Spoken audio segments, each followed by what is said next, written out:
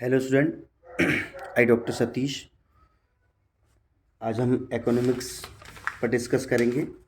MBA first year, BBA, BCom, MCom first year में ये subject होता है। और हम समझेंगे व्हाट इज़ इकोनॉमिक्स, इकोनॉमी और उसके डिफरेंट कॉन्सेप्ट। सबसे पहले हम डिस्कस करते हैं इकोनॉमिक्स पर। इकोनॉमिक्स क्या होता है? एक फैमिली, एक पर्सन, एक फर्म, एक कंट्री, एक state, how to earn and how to expense. एक परिवार, एक देश, एक व्यक्ति कैसे कमाता है और कैसे खर्च करता है, ये पूरा साइकिल ही इकोनॉमी कहलाता है। ठीक है। एक व्यक्ति, कोई एक इंडिविजुअल व्यक्ति है, कोई फर्म है, कोई स्टेट है, कोई कंट्री है, वो कैसे अर्न करती है, किस तरह वो कमाती है और किस तरह खर्च करती है, ये पूरा साइकिल ही इकोनॉमी होता है। सपोज़ मैं अपना लेता हूँ कि मैं कैसे कमाता हूँ। मैं सैलरी से कमाता हूँ और डिफरेंट डिफरेंट जगह पे खर्च करता हूँ। कैसे कि मैं किराने पे खर्च करता हूँ, होम लोन की किस्तें देता हूँ सपोज़, या कार की किस्तें देता हूँ, या और डिफरेंट जगह मैं शॉपिंग में खर्च करता हूँ, और जगह एक्सपेंसेस करता हूँ, मैं घूमने में खर्च करता हूँ। तो ये मेरी इकोनॉमी हो गई। ठीक है, समझ गए कि मैं कैसे कमाता हूँ, मेरा इनकम का सोर्सेस क्या है और एक्सपेंसेस कहाँ कहाँ होते हैं। अब हम बात आते हैं एक कंट्री की। तो एक कंट्री कैसे कमाती है? वो फाइन, पेनल्टी, फीस, टैक्सेस के माध्यम से कमाती है। रोड, ट्रांसपोर्ट, ठीक है, और इंफ्रास्ट्रक्चर, पब्लिक वेलफेयर के लिए खर्च करती है, स्कॉलरशिप इन पे खर्च करती है। अब समझ गए मेरी बात को कि एक कंट्री कैसे कमाती है? पेनल्टी लगा के, फाइन्स लगा के, टैक्सेस लगा के, और डिफरेंट डिफरेंट वे से अर्न करती है। और ट्रांसपोर्टेशन पे, रोड्स पे, हाईवेज़ पे, स्कॉलरशिप पे, एजुकेशन पे, हेल्थ पे, इन जगह खर्च करती है। इस पूरे साइकिल को ही हम इकोनॉमी कहते हैं। अब इकोनॉमिक जो होती है, इकोनॉमिक्स वो दो टाइप की होती है। ठीक है। फर्स्ट होती है आपकी माइक्रो और दूसरी होती है मैक्रो। ठीक है। फर्स्ट माइक्रो और second macro. What is micro और व्हाट इज़ मैक्रो? अगर मैं किसी इंडिविजुअल व्यक्ति की या किसी फर्म की बात कर रहा हूँ, अगर मैं किसी एक व्यक्ति या किसी एक फर्म की इकोनॉमी की बात कर रहा हूँ, तो वो माइक्रो इकोनॉमी होती है। यदि मैं लार्ज स्केल पे, माइक्रो का मतलब होता है छोटा, छोटा मतलब एक कोई एक परिवार या एक पर्सन। इस माइक्रो इकोनॉमिक्स में किसकी बात होगी स्टूडेंट्स?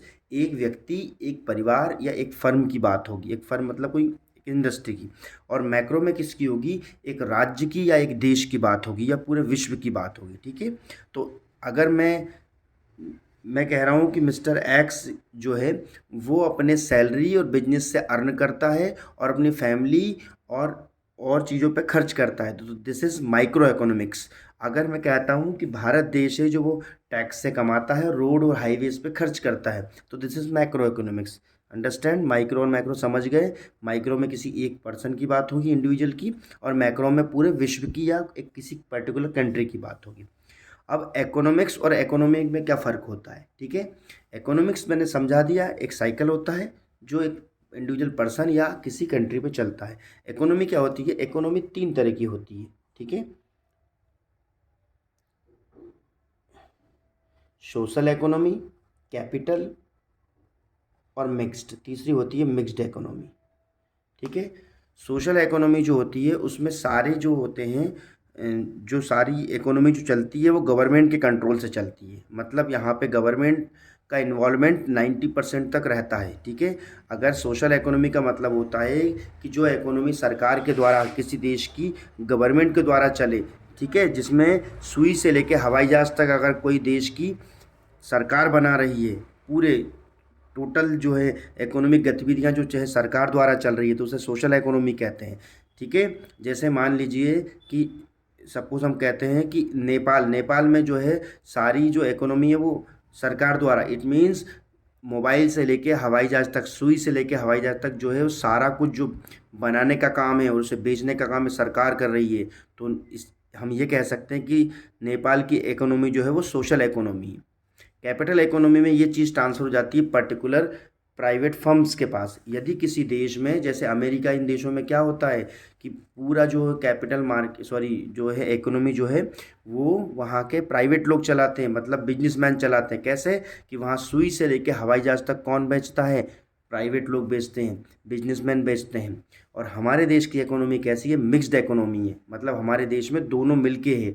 हमारे यहाँ सरकार का भी हस्तक्षेप है, जैसे हमारे यहाँ रेलवे रेलवे हो गया, पुलिस विभाग हो गया, बैंक हो गया, ठीक है, और भी कई डिपार्ट, स्कूल हो गया, हॉस्पिटल्स हो गए। इनमें आधे सरकारी हॉस्पिटल है, आधे प्राइवेट है। तो इसलिए कहते हैं मिक्स्ड इकोनॉमी। हमारे यहाँ सोशल, मतलब सरकार भी है और व्यक्ति भी हैं। जैसे हमें अपोलो हॉस्पिटल मिलेगा और हमीदिया हॉस्पिटल मिलेगा, तो इसको कहते हैं मिक्स्ड इकोनॉमी। और हमारे देश में कौन सी चलती है? मिक्स्ड। अमेरिका जापान में चलती है कैपिटल इकोनॉमी, वहाँ पे सारा कुछ प्राइवेट लोगों के हाथ में होता है। ठीक है, अब हम पहले बात करते हैं माइक्रो इकोनॉमिक्स की। किसकी बात करते हैं स्टूडेंट? Micro economics. माइक्रो मतलब होता है छोटा, मतलब एक इंडिविजुअल, किसी व्यक्ति की हम बात करते हैं।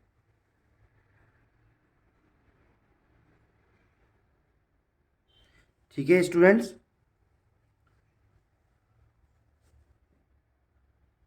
अब हम चलते हैं। पहला इसमें पॉइंट आता है कि देखिए, हम अगर माइक्रो इकोनॉमिक्स की बात करेंगे तो हमें किसी पर्टिकुलर पर्सन को सेटिस्फाइड करना होगा। हम इकोनॉमी में हैं, मतलब व्यक्ति अपने सामान बना रहा है और मार्केट में बेच रहा है। ठीक है, तो हमें एक टॉपिक आता है उसमें आपके इकोनॉमिक्स में, कंज्यूमर इक्विलिब्रियम। ठीक है, कंज्यूमर इक्विलिब्रियम क्या होता है? कंज्यूमर मतलब कौन होता है? ध्यान रखना, दो पर्सन होते हैं इकोनॉमी में, एक कस्टमर और एक कंज्यूमर। जो चीज़ें खरीदता बेचता है उसे हम कस्टमर कहते हैं, लेकिन वही चीज़ें जो यूज़ करता है उसे हम कंज्यूमर कहते हैं। जो चीज़ों को यूज़ करेगा वो कंज्यूमर, और जो बेचेगा वो कस्टमर। ठीक है स्टूडेंट्स, क्लियर है? अब कंज्यूमर इक्विलिब्रियम क्या होता है? कंज्यूमर इक्विलिब्रियम वो पॉइंट होता है जहाँ पे एक कंज्यूमर फुली सेटिस्फाइड होता है, जो उसके पास इनकम है और जो एक्सपेंसेस कर रहा है। समझ गए मेरी बात को? जैसे मैं एक एग्जांपल के थ्रू समझाता हूँ। आप कंज्यूमर का मतलब समझ गए ना, आप और मैं जो चीज़ें खरीदते हैं। इक्विलिब्रियम का मतलब होता है एक ऐसा पॉइंट जहाँ जाके एक कंज्यूमर फुली सेटिस्फाइड होता है। कंज्यूमर इक्विलिब्रियम का मतलब एक ऐसा पॉइंट जहाँ जाके कंज्यूमर फुली सेटिस्फाइड होता है। बता रहा हूँ मैं कैसे, एग्जाम्पल के थ्रू सुनिए। मैंने कहा मैं एक होटल में गया, ठीक है। अब होटल में गया, मैंने खाना ऑर्डर किया, खाना मैं खाता गया, मैंने एक रोटी खाई, दो खाई, तीन खाई, तीन तक मैं बढ़िया चला। चौथी जैसे रोटी खाई मेरा पेट फुल हो गया। तो जहाँ ये पेट फुल हो गया, इसी पॉइंट को हम कहते हैं कंज्यूमर इक्विलिब्रियम। अब कहोगे सर इसका क्या लेना देना, हम क्यों पढ़ रहे हैं, क्या कहाँ टच है? तो जब एक कोई फर्म लोगों के लिए सामान बनाती है, ठीक है, जब एक कोई फर्म लोगों के लिए सामान बनाती है तो वो कंज्यूमर इक्विलिब्रियम को ध्यान रखती है कि कहाँ जाके कस्टमर सेटिस्फाइड होगा। मेरी बात समझ गए? जैसे रियलमी मोबाइल आते हैं, रियलमी मोबाइल वाला क्या करता है, कंज्यूमर को उस पॉइंट तक ले जाता है जहाँ पे वो सेटिस्फाइड हो। मतलब वो कैमरा भी देता है और मेमोरी भी देता है, ठीक है, बैटरी बैकअप भी देता है, चार्जर भी बढ़ा देता है। क्यों? क्योंकि उसको कंज्यूमर को सेटिस्फाइड करना है। तो जिस पॉइंट पे जाके रियलमी कंज्यूमर को सेटिस्फाइड कर देगा, उस पॉइंट को हम कहते हैं कंज्यूमर इक्विलिब्रियम। ठीक है, क्लियर कॉन्सेप्ट स्टूडेंट्स? जैसे मैं कहता हूँ कि मेरे पास, और ये कैसे होता है, आपकी दी हुई इनकम में कंज्यूमर सेटिस्फाइड हो जाए। जैसे मैं कहता हूँ मेरे पास 5 रुपये हैं, ठीक है, तो मैंने पहले 1 रुपये की फुल्की खाई, एक फुल्की के ठेले पे गया, ठीक है, फिर 2 फुल्की खाई, 3 खाई। मेरा यहाँ पे क्या है, सेटिस्फेक्शन लेवल बढ़ता गया, मतलब मैं संतुष्ट होता गया। सेटिस्फेक्शन लेवल मतलब मेरे खाने की जो क्षमता है वो धीरे धीरे कम हो रही है। अब मैंने क्या करा, 3 फुल्की तक तो मैंने, ठीक है, क्या खाता गया। अब मैं चौथी फुल्की खाई और मैंने कहा मेरा पेट भर गया। और जहाँ मैंने बोला मेरा पेट भर गया, मतलब जहाँ मैं फुली सेटिस्फाइड हुआ, इस पॉइंट को हम कहते हैं कंज्यूमर इक्विलिब्रियम। अब मैं जैसे ही 5वीं फुल्की खाऊंगा तो मेरा सेटिस्फेक्शन क्या हो जाएगा, नेगेटिव होता जाएगा। मतलब मैं ज़बरदस्ती खाऊंगा। अगर मैं छठी फुल्की खाता हूँ, क्योंकि मेरा पेट तो 4 पे भर गया है, लेकिन अगर मैं इससे और नीचे जाता हूँ तो नेगेटिव हो जाएगा मेरे लिए। मतलब मैं ज़बरदस्ती खाऊंगा और मेरे सेटिस्फेक्शन लेवल कहीं और चला जाएगा। हो सकता है बीमार हो जाऊँ, हो सकता है मेरा पेट खराब हो जाए इससे, मतलब कुछ भी हो सकता है। ठीक है, तो जिस पॉइंट पे कंज्यूमर एक सेटिस्फाइड होता है, कंपनी यही देखती है कि किस पॉइंट पे कंज्यूमर सेटिस्फाइड है, उस कंज्यूमर सेटिस्फेक्शन पॉइंट को हम कहते हैं कंज्यूमर इक्विलिब्रियम। ठीक है। इसमें एक टॉपिक आती है यूटिलिटी। यूटिलिटी का मतलब होता है सेटिस्फेक्शन। जैसे यूटिलिटी का मतलब, जैसे मैं बोलता हूँ यूटिल्स, हम इसको जैसे कहते हैं, ये यूटिल्स मान लेते हैं, एक फुल्की, दो फुल्की, तीन फुल्की, चार, इसे कहते हैं यूटिल्स, यूटिलिटी। ठीक है। यूटिलिटी बच्चा दो प्रकार की होती है, कार्डिनल और ऑर्डिनल। अब कहोगे सर यूटिलिटी होती क्या है? यूटिलिटी कुछ नहीं होता है, एक सेटिस्फेक्शन लेवल होता है, एक संतुष्टि का लेवल होता है। जैसे मैं कहूँगा मुझे बहुत ज़ोर से प्यास लगी है, ठीक है, तो मैं एक गिलास पानी पीऊँगा, मतलब एक यूटिलिटी मैंने यूज़ की। दो पीऊँगा तो मैं दो पेती, मेरा सेटिस्फेक्शन लेवल क्या हो जाएगा? ख़त्म हो जाएगा, फुल हो जाएगा। ठीक है स्टूडेंट्स, तो मेरा, ठीक है। अब ये कार्डिनल क्या होती है? ये कार्डिनल यूटिलिटी जो होती है वो नंबर में होती है, और ऑर्डिनल जो होती है वो रैंक में होती है। ठीक है, समझ गए मेरी बात को? जैसे मैं कहूँगा कि मैं फुल्की खा रहा हूँ, तो ये कार्डिनल यूटिलिटी है। अगर मैं मूवी देखने गया एक कोई, और मैंने कहा नहीं मज़ा आ गया, तो मेरी इस यूटिलिटी को मैं काउंट तो कर नहीं सकता कितना मज़ा आया मुझे। 40 ग्राम मज़ा आया कि 40 किलो मज़ा आया। ठीक है, जैसे मैं फुल्की का कहूँ तो मैं कह सकता हूँ 4 फुल्की खाई, तो मैं उसको गिन सकता हूँ। अगर जिस यूटिलिटी को, जिस हम जो हमारी सेटिस्फेक्शन लेवल है, अगर उसको हम गिन पा रहे हैं तो वो कार्डिनल होती है, और गिन नहीं पा रहे हैं, रैंक में हम दे रहे हैं, ठीक है, तो वो ऑर्डिनल यूटिलिटी हो। यूटिलिटी का मतलब होता है आपका सेटिस्फेक्शन। ठीक है, यूटिल्स मतलब चीज़ें। अब ये दो तरह से क्यों होती है इसको बताता हूँ। कुछ यूटिलिटी, कुछ हमारे सेटिस्फेक्शन लेवल को हम गिन नहीं सकते, जैसे मूवी देखना। ठीक है, बाइक चलाने गया, बाइक मुझे, मैं कह रहा हूँ बाइक चलाई, मज़ा आ गया, अब मैं इसको गिनूँ कैसे? कितना मज़ा आया, कितना? 40 किलो मज़ा आया, या 40 ग्राम मज़ा आया, या 40 गिनती में 40 मज़ा आया, या 30 मज़ा आया, मैं इसको गिन नहीं सकता। तो उस सेटिस्फेक्शन लेवल को गिनने के लिए हम ऑर्डिनल यूटिलिटी का, मैं कहूँगा मुझे मज़ा आ गया 100%, क्योंकि अब मैं उसको काउंट नहीं कर सकता, तो मैंने बोला मुझे मज़ा आ गया, 100% खुश हो गया मैं आज बाइक चला के, या मूवी में मज़ा आ गया। ठीक है, तो जो मज़ा आ गया चीज़ है उसी को हम यूटिलिटी कहते हैं। मैं कहूँगा ना मैंने आज 5 रोटी खाई, मज़ा आ गया, तो जो 5 रोटी उसी को हम यूटिलिटी कहेंगे। लेकिन हम उसको गिन पा रहे हैं तो कार्डिनल, और नहीं गिन पा रहे हैं तो ऑर्डिनल। क्लियर है कॉन्सेप्ट स्टूडेंट्स? यूटिलिटी क्या होता है? एक सेटिस्फेक्शन लेवल होता है। एक एक नंबर्स में नहीं हो सकता वो। अगर हम उसको गिन पा रहे हैं तो वो नंबर्स में है, और नहीं गिन पा रहे हैं तो हम वो रैंक में हैं। ठीक है, क्लियर है? कंज्यूमर इक्विलिब्रियम समझ में आ गया? एक ऐसा पॉइंट जहाँ पे एक कस्टमर को हम फुली सेटिस्फाइड कर देते हैं। इकोनॉमी में एक कंज्यूमर और कस्टमर को सेटिस्फाइड करना एक कंपनी का फर्ज होता है। ठीक है, अब हम आते हैं इंडिफरेंस कर्व पे। ठीक है, इंडिफरेंस कर्व क्या होती है? मैं इसको इसके थ्रू समझाता हूँ। मेरे पास 5 रुपये हैं, 50 रुपये हैं। ठीक है, अब मुझे इस 50 रुपये में, देखिए, ये जो कंज्यूमर इक्विलिब्रियम हो चाहे यूटिलिटी हो, हम सबको सेटिस्फाइड, आपकी गिवन इनकम, आपकी जितनी इनकम है ना, उसमें सेटिस्फाइड करना है किसी कंपनी को या आपको। ठीक है, मैं कह रहा हूँ मेरे पास 50 रुपये हैं और भूख लगी, तो मैं क्या कॉम्बिनेशन कर सकता हूँ? मैं कह रहा हूँ कि मेरे पास दो चीज़ें हैं, इस 50 रुपये में मेरे पास दो चीज़ें हैं। ठीक है, 25 रुपये के केले हैं और 25 रुपये के संतरे हैं। मेरे पास दो ऑप्शन थे, भूख लगी है मुझे, मेरे पास 50 रुपये, 25 25 रुपये के दोनों हैं। तो मैं क्या कर सकता हूँ? देखो, एक मेरे पास कॉम्बिनेशन बनेगा, 25 के केले और 25 के मैं संतरे खा लूँ, या मैं 30 के केले और 20 के संतरे खा लूँ, या मैं 50 के केले और 0 के संतरे खा लूँ, मतलब संतरे बिल्कुल हाँ खा लूँ। तो ये कॉम्बिनेशन में रख सकता हूँ। अब मैंने क्या किया, 25 के केले और 25 के संतरे खाए और मेरा पेट भर गया, और पेट भर गया उसको हम क्या कहते हैं? Consumer equilibrium. ठीक है, अब मैं इसको नापना चाहूँगा। मैंने कहा मज़ा आ गया, तो मैंने कितने संतरे खाए थे? जितने संतरे जितनी सेब, तो इसको कहते हैं यूटिलिटी। जो आप यूज़ कर रहे हो उसको यूटिलिटी कहते हैं। अब कौन सी यूटिलिटी थी? आपने कहा सर मैंने संतरे 5 खाए, तो गिन सकते हो, तो कार्डिनल यूटिलिटी थी वो। ठीक है, अब ये इंडिफरेंस कर्व क्या होता है? इंडिफरेंस कर्व का मतलब होता है, डिफरेंस मतलब होता है भिन्न, अलग अलग, लेकिन इंडिफरेंस मतलब कोई अंतर नहीं। इसका मतलब होता है कि कंज्यूमर के पास इनकम है, और वो दोनों में से उसके पास 5 ऑप्शन है, 4 शर्ट पड़ी हुई है, अगर वो चारों में से कोई भी शर्ट पहन ले, तो इसका मतलब होता है कि उसके सेटिस्फेक्शन में कोई फ़र्क नहीं आ रहा है। वो चाहे संतरा खा ले, चाहे सेब खा ले, चाहे आधा संतरा चाहे आधी सेब, सेब को बढ़ा ले संतरे को कम कर दे, पूरी पूरी सेब खा ले या पूरा संतरा खा ले, उसके सेटिस्फेक्शन में कोई फ़र्क नहीं आ रहा, उसका पेट भर रहा है। इसी को हम कहते हैं इंडिफरेंस कर्व। ठीक है स्टूडेंट, मतलब आपके सेटिस्फेक्शन लेवल में, एक कंपनी के हिसाब से कंज्यूमर के सेटिस्फेक्शन लेवल में कोई चेंजेस नहीं आ रहा है। वो कोई भी कॉम्बिनेशन, उसके 50 रुपये इनकम है, वो इसमें से कुछ भी खा सकता है, या वो क्या करे, कुछ ना खाए, सीधे 50 रुपये के संतरे ले ले 2 किलो और खा लिया, पेट भर गया, ठीक है, सेटिस्फाइड हो गया। वो ये भी कर सकता है, 50 की पूरी सेब भी खा सकता है। मतलब वो कोई भी कॉम्बिनेशन बनाए, उसी को कहते हैं इंडिफरेंस कर्व। कर्व मतलब उसके सेटिस्फेक्शन में कोई भी चेंजेस नहीं हो रहा है। अगला टॉपिक आता है डिमांड। What is demand? ठीक है, अब देखिए, पूरे कंज्यूमर की डिमांड अलग अलग रहती है।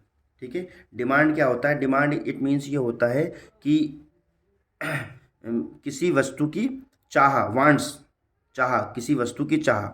अब आपने देखा होगा, डिमांड मार्केट में घटती और बढ़ती है, कई चीज़ों की ऐसी डिमांड है। अब उस डिमांड के बढ़ने और घटने के कारण क्या होते हैं? ठीक है, देखिए उसके जस्ट नीचे दिया है डिमांड के बढ़ने और घटने के कारण। मैं थोड़ा सा ऊपर करता हूँ, ये है। ठीक है, अब इस डिमांड पे ही पूरा मार्केट, हमारा जो इकोनॉमी है, इकोनॉमिक्स से पूरा मार्केट चलेगा। इससे पहले मार्केट पढ़ाया था मैंने, पूरा मार्केट इस डिमांड पे चलता है। ठीक है, आपने देखा होगा दिवाली के समय बाइक की डिमांड बढ़ जाती है, पेंट्स की डिमांड बढ़ जाती है। तो बताइए उसका रीज़न क्या है? उसके रीज़न ये हो सकते हैं, और भी रीज़न है।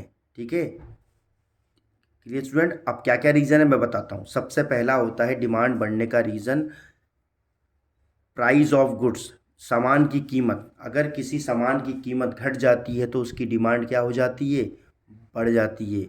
यदि आप देखेंगे, अगर किसी चीज़ की कीमत घट जाती है तो उसकी डिमांड मार्केट में क्या हो जाती है? बढ़ जाती है। पहला डिमांड बढ़ने का, डिमांड मतलब किसी चीज़ की मांग बढ़ने का पहला कारण क्या होता है? किसी चीज़ की प्राइस में इंक्रीज और डिक्रीज होना। ठीक है, और ये एक डिमांड से मैं इसको भी साथ समझा देता हूँ। इलास्टिसिटी ऑफ डिमांड का मतलब क्या होता है? इलास्टिसिटी का मतलब होता है चेंज। समझो, चेंज इन डिमांड। डिमांड में चेंज कब आता है? तो डिमांड में चेंज तीन तरह से आता है। या तो प्राइस से आएगा, सामान के प्राइस घटने बढ़ने से, या आपकी इनकम घटने बढ़ने से, या क्रॉस इलास्टिसिटी, इसके अलावा किसी और कारण से। ठीक है, क्रॉस मतलब इन दोनों के अलावा किसी तीसरे कारण से। तो तीसरा कारण क्या हो सकता है? किसी चीज़ की डिमांड, देखो स्टूडेंट, कैसे घटती बढ़ती है।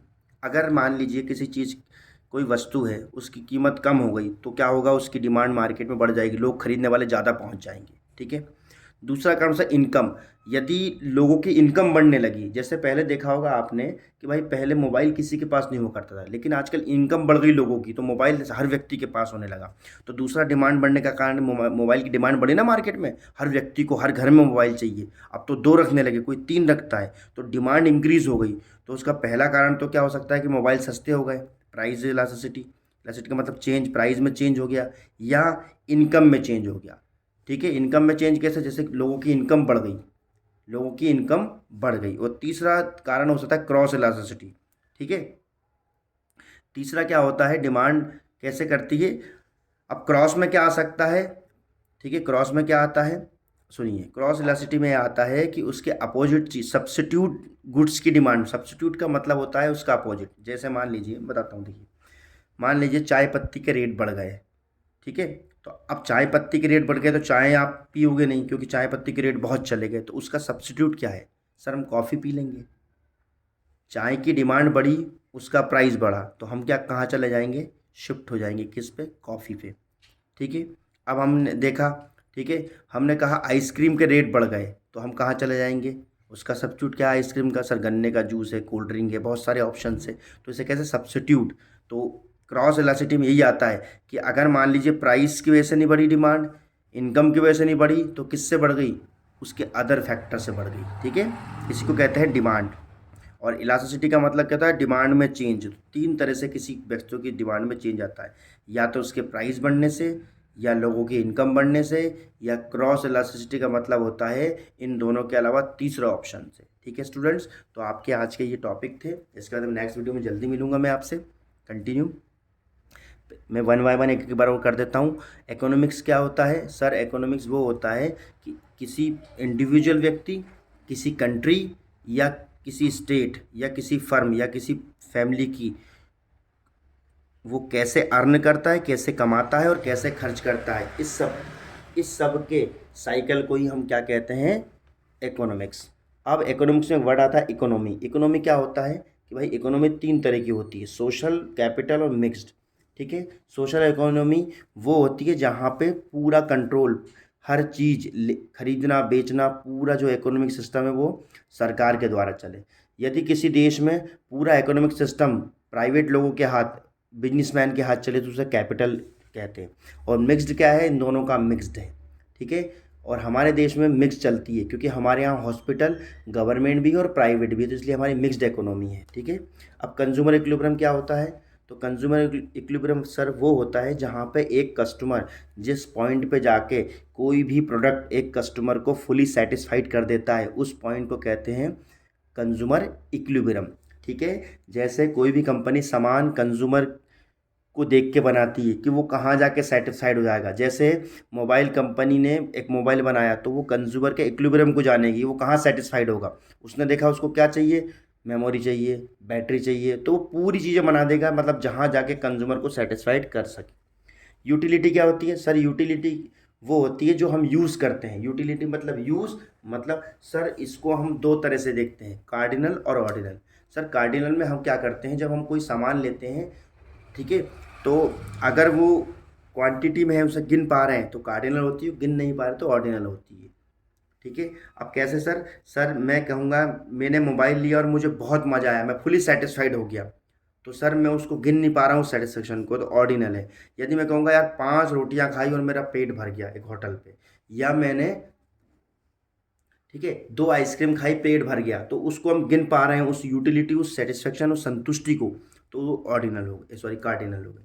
इंडिफरेंस कर्व क्या होता है सर, मेरे पास इनकम है, यदि उसमें से मैं दो, मेरे पास सामान या सामने 3 रखे हैं, उसमें से मैं कुछ भी ले लूँ फिर भी मैं सेम सेटिस्फेक्शन आएगा, चाहे मैं रियलमी का मोबाइल लूँ या ओप्पो का लूँ या वीवो का लूँ, तीनों में से मैं कोई भी लूँगा मुझे फुली सेटिस्फेक्शन आएगा। ठीक है, उसे कहते हैं इंडिफरेंस कर्व, मतलब मेरे सेटिस्फेक्शन में कोई डिफरेंस नहीं है। डिमांड सर, डिमांड क्या होता है, वांट्स होती है, लोगों की चाहत। अब ये सर घटती बढ़ती रहती है, इसके घटने और बढ़ने के 3 कारण होते हैं। ठीक है, अब पहला होता है प्राइस इलास्टिसिटी। इलास्टिसिटी का मतलब क्या होता है, चेंज। प्राइस में चेंज होने से डिमांड में चेंज होता है सर, इनकम में चेंज होने से डिमांड में चेंज होता है, और क्रॉस मतलब सर इन दोनों के अलावा किसी चीज़ में चेंज होने से उसमें चेंज होगा। ठीक है, thank you so much, have a good day.